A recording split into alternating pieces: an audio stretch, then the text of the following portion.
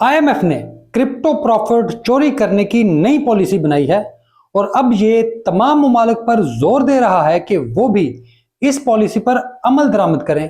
मुमकिन तौर पर पाकिस्तान ने भी ये पॉलिसी तस्लीम कर रही है क्योंकि पाकिस्तान इस वक्त आईएमएफ प्रोग्राम में शामिल हो गया है।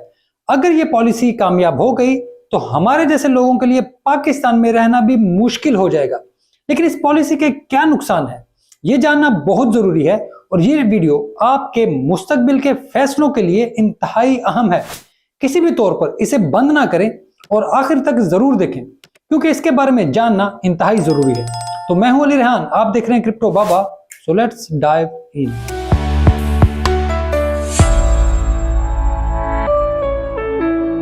वो कहते हैं ना, दुश्मन को गिरा ना सको तो दोस्त बना लो। जब दुनिया भर में क्रिप्टो पर पाबंदियां नाकाम हो गईं तो अब आईएमएफ एक नई पॉलिसी लेकर सामने आ गया है। आलमी इदारों ने पूरी क्रिप्टो कम्युनिटी को चेस समझ लिया है, कभी पाबंदी तो कभी दोस्ती। अब एक नई बकवास लेकर आए हैं, लेकिन यह मामला इंतहाई तकनीकी है, बड़ा बारीक काम है और हमें फंसाने का पूरा बंदोबस्त किया गया है ताकि हम अपने प्रॉफिट उन्हें दें, बल्कि बड़ा हिस्सा टैक्सों में दें। यूं लोग टैक्सों से तंग आकर खुद ही क्रिप्टो छोड़ देंगे। इस रिपोर्ट को आईएमएफ के सबसे बड़े फंडर अमेरिका की हमायत हासिल है।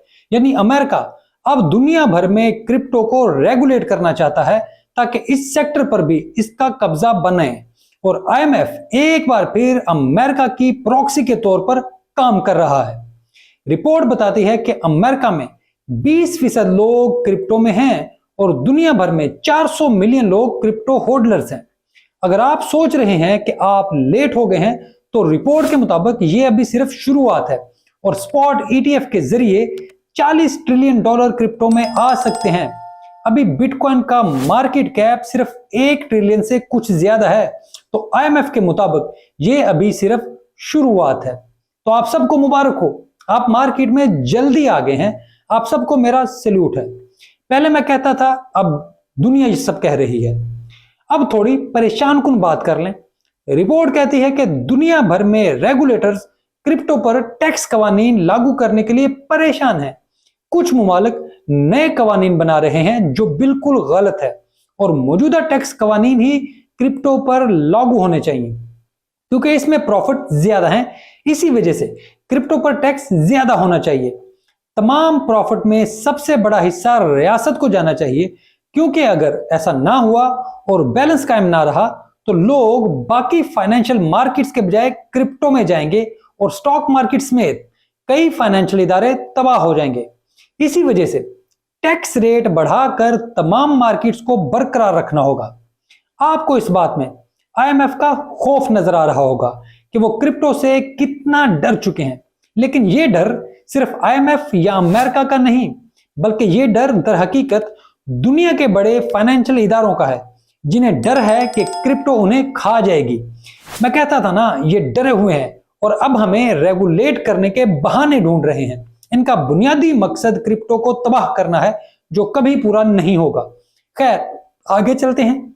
रिपोर्ट कहती है कि उन्हें सबसे पहले वॉलेट्स की रजिस्ट्रेशन करना होगी जिसमें माइनर्स, एक्सचेंजों और बड़ी वेल सबसे अहम है क्योंकि इनके वॉलेट्स की रजिस्ट्रेशन के बगैर कुछ मुमकिन नहीं।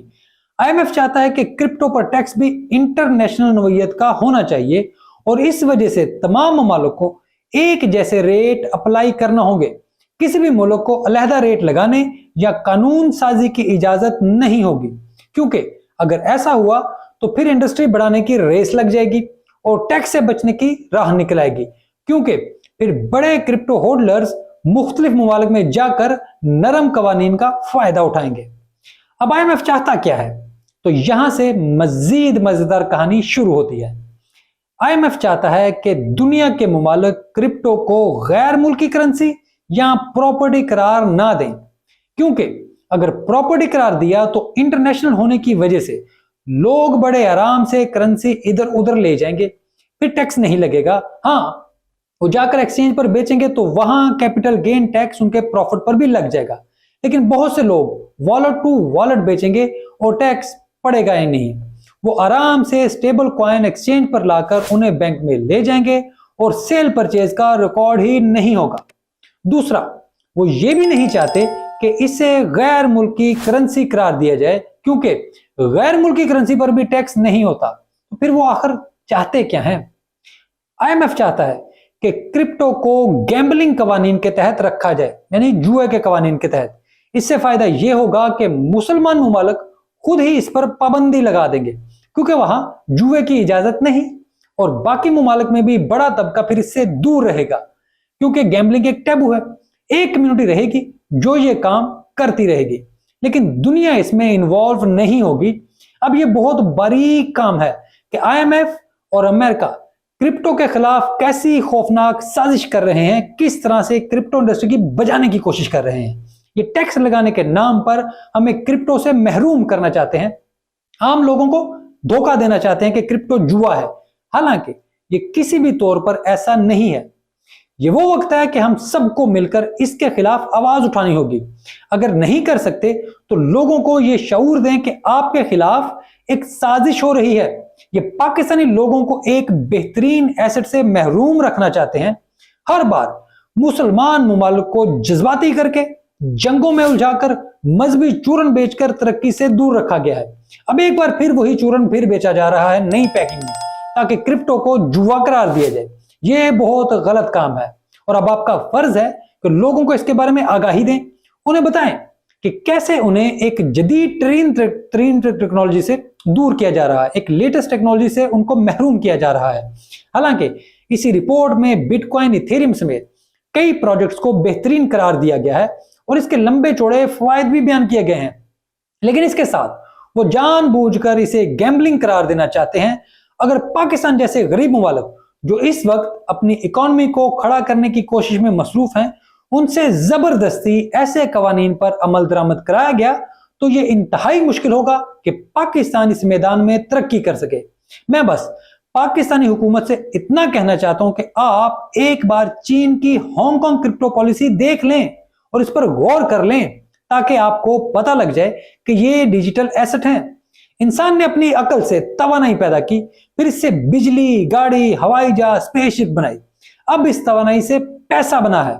अमेरिका, चीन, इंडिया सब इस पर पाबंदी लगाकर देख चुके हैं, लेकिन उल्टा हुआ क्या? सिर्फ नुकसान हुआ है। आप बिटकॉइन का कुछ नहीं कर सकते। इस वजह से ऐसी तकनीकी पाबंदी की तरफ मत जाएं। आप क्रिप्टो का कुछ नहीं कर सकेंगे, लेकिन अपने मुल्क का नुकसान जरूर करेंगे। बस मैं इतना ही कहना चाहता था। अगर आपको वीडियो अच्छे लगे तो इसे लाइक और चैनल को सब्सक्राइब जरूर करें। आपकी राय का कमेंट में इंतजार रहेगा। आप अपने राय से जरूर आगाह करें कि आपके ख्याल में क्रिप्टो इंडस्ट्री के फरोग के लिए हुकूमत को क्या स्टेप लेने चाहिए और आलमी सतह पर होने वाली इस धौंस और धांधली का मुकाबला किस तरीके से करना चाहिए। वीडियो देखने के लिए आपका बहुत शुक्रिया।